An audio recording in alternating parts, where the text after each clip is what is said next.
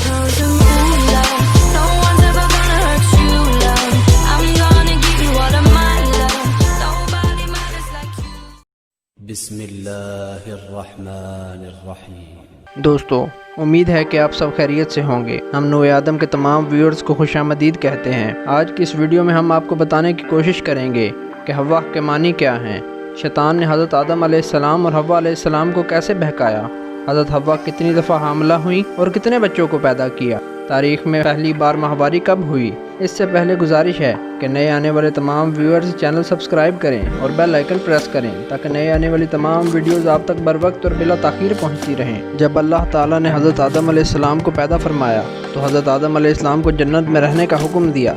कुछ अरसा वहाँ रहने के बाद आप अलैहिस्सलाम जन्नत में तन्हाई महसूस करने लगे तो अल्लाह ताला ने आप अलैहिस्सलाम पर नींद का गलबा फरमा दिया। आप अलैहिस्सलाम गहरी नींद में सो गए तो अल्लाह ताला ने नींद ही की हालत में आप अलैहिस्सलाम की बाईं पसली से हज़रत हवा अलैहिस्सलाम को पैदा फरमा दिया। जब आप अलैहिस्सलाम नींद से बेदार हुए तो देखकर नहायत हैरान रह गए कि पास नहायत ही खूबसूरत हसीन व जमील औरत आप अलैहिस्सलाम के पास बैठी हुई है। हज़रत आदम अलैहिस्सलाम ने फरमाया, तुम कौन हो और किसके लिए यहाँ आई हो? तो हज़रत हवा अलैहिस्सलाम ने इरशाद फरमाया, मैं आपकी बीवी हूँ और अल्लाह ने मुझे इसलिए पैदा किया है ताकि आपको मुझसे उन्स और सुकून कल्ब नसीब हो और मुझे आपसे उनसियत और सुकून मिले और हम दोनों एक दूसरे से मिलकर सुकून हासिल करें और अल्लाह ताला की नेमतों का शुक्र अदा करें।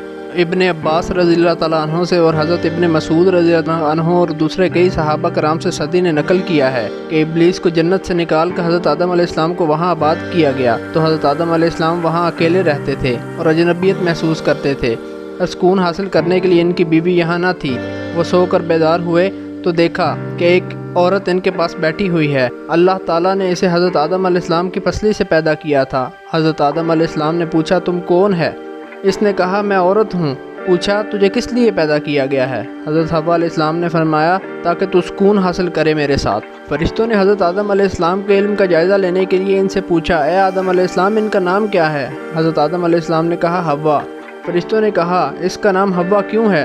हज़रत आदम अलैहिस्सलाम ने कहा, इसको हवा इसलिए कहते हैं कि इसे ज़िंदा से पैदा किया गया है। हज़रत इब्ने अब्बास रज़ियल्लाहु ताला अन्हु से रिवायत है कि हवा हज़रत आदम अलैहिस्सलाम की बाईं की तरफ की छोटी पसली से पैदा हुई जबकि हज़रत आदम अलैहिस्सलाम सोए हुए थे। फिर इस पसली की जगह गोश्त से पुर कर दिया गया और ये बात अल्लाह ताला ने इस फरमान से साबित होती है। सूरह निसा की आयत नंबर 1 में अल्लाह ताला फरमाते हैं, लोगों अपने परवरदिगार से डरो जिसने तुमको एक शख्स से पैदा किया, इससे इसका एक जोड़ा बनाया, फिर इन दोनों से कसरत से मर्द औरत पैदा किए, फैला दिए और खुदा से जिसके नाम का कोई अपनी हाजत बरारी का जरिया बनाते हो डरो। और इसी बारे में अल्लाह ताला का ये कौल है। सूरह आराफ में अल्लाह ताला इरशाद फरमाते हैं, खुदा ही तो है जिसने तुमको इस शख्स से पैदा किया और इससे इसका जोड़ा बनाया ताकि इससे राहत हासिल करे। सो जब वो इसके पास जाता है तो इसे हल्का सा हमल रह जाता है और वो इसके साथ चलती फिरती है। हज़रत अबू हुरैरा रज़ियल्लाहु ताला अन्हु से रिवायत है कि नबी करीम सल्लल्लाहु अलैहि वसल्लम ने इरशाद फरमाया, औरतों के मुतालिक अच्छी वसीयत कबूल करो क्योंकि औरत को पसली से पैदा किया गया है और पसली का सबसे टेढ़ा हिस्सा इसका ऊपर वाला हिस्सा होता है। अगर तू इसे सीधा करने लग जाए तो इसे तोड़ बैठेगा और अगर इसे को छोड़ दे तो इसी तरह वो टेढ़ी ही रहेगी। इसलिए औरतों के मुतालिक अच्छी वसीयत कबूल करो।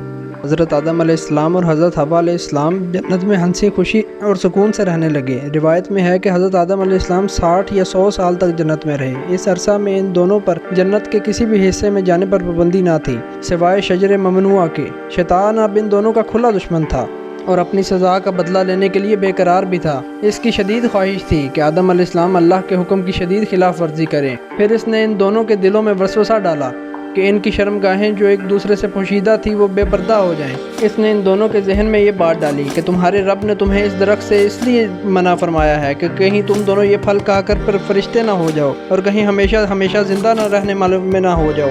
शैतान के इन वसवसों ने हज़रत हवा अलैहिस्सलाम को सोचने पर मजबूर कर दिया और फिर शैतान की मुतवातिर साजिशें रंग लाईं और इसने हज़रत हवा अलैहिस्सलाम को फल खाने पर राज़ी कर लिया। एक दिन हज़रत हवा अलैहिस्सलाम ने हज़रत आदम अलैहिस्सलाम से कहा कि हम इस शजर का ज़रा सा हिस्सा खा कर तो देखें, आखिर वो क्या राज है जो अल्लाह ने इसे खाने से मना फरमाया है। शुरू में तो हज़रत आदम अलैहिस्सलाम बिल्कुल तैयार ना थे, लेकिन बाद में हज़रत हवा अलैहिस्सलाम के बेहद और मुतवातिर इसरार पर वो भी राज़ी हो गए। अभी उन्होंने इस फल को थोड़ा सा ही चखा ही था کہ ان کی سترگاہیں ایک دوسرے پر مکمل نمایاں ہو گئیں اور بدحواسی کی حالت میں دونوں نے اپنا جسم جنت کے درخت کے پتوں سے توڑ توڑ کر چھپانے لگے۔ اللہ نے دونوں کو مخاطب کیا اور فرمایا، کیا میں نے تم دونوں کو نہیں کہا تھا کہ اس درخت کے پھل کو نہ کھانا اور شیطان کے ورگلاوے میں نہ آنا جو تمہارا کھلا دشمن ہے؟ دونوں نے اللہ کی پکار سنی تو مارے خوف الہی کی اپنی حرکت پر نادم اور شرمندہ ہوتے ہوئے بارگاہ خداوندی میں عرض کیا کہ اے ہمارے رب، ہم دونوں سے بہت بڑی غلطی ہو گئی ہے۔ اگر آپ نے ہمیں معاف نہ کیا اور رحم و کرم نہ فرمایا تو ہم تباہ و برباد ہو جائیں گے۔ تعالیٰ نے فرمایا، تم ایک خاص مدت تک زمین پر ہی رہو گے، اور پھر دونوں کو زمین پر روانہ کر دیا گیا۔ روایت میں ہے کہ حضرت آدم علیہ السلام کو ہند میں، حضرت حوا علیہ السلام کو جدہ میں اور ابلیس کو بصرہ سے چند میل کے فاصلے پر دسمستان کے مقام پر اتارا گیا۔ حضرت صدی رحمۃ اللہ فرماتے ہیں کہ جب حضرت آدم علیہ السلام کو ہند میں اتارا گیا تو ان کے پاس حجرہ اسود اور مٹھی میں کچھ جنت کے پتے تھے۔ پھر حضرت آدم علیہ السلام نے ان پتوں کو زمین پر پھیلا دیا اور یہ خوشبودار درخت ان پتوں ہی کی پیداوار ہیں۔ حضرت ابن عباس سے روایت ہے کہ حضرت جبرائیل علیہ السلام حضرت آدم علیہ السلام کے پاس آئے اور 7 گندم کے 7 دانے لائے، اور حضرت آدم علیہ السلام نے پوچھا، یہ کیا ہے؟ تو حضرت جبرائیل نے فرمایا، یہ اس درخت کا پھل ہے جس سے آپ کو منع کیا گیا تھا لیکن آپ نے تناول کیا تھا۔ عرض کیا کہ ان کو زمین میں بو دیجئے۔ حضرت آدم علیہ السلام نے وہ دانے بو دیے اور وہ دانے وزن میں ان آج کے دانوں سے کہیں لاکھ گنا زیادہ تھے۔